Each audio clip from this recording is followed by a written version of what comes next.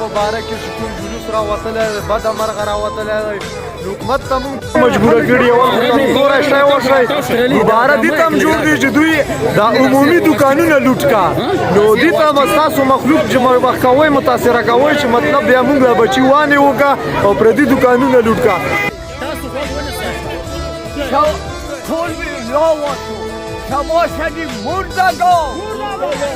شما شدیم مردگان حکومت نه گزارش دا کوي چې دکانداران هم ظالمان دي ګرانې خرڅوي او حکومت هم ظالم دی ګراني راوله مونږ ته لیار راوښیي مونږ څه وکړو مونږ خو پاکستانیان یو مونږ خو اخري په دې مجبوره کاږو که نه دا زه خپل افغانستان ته روان یم ګنډې او غوټې کړو خو دا غریبه خلک وګوره کتارونه सरकारी आटा सरकारी आटा सरकारी आटा सरकारी आटा सरकारी आटा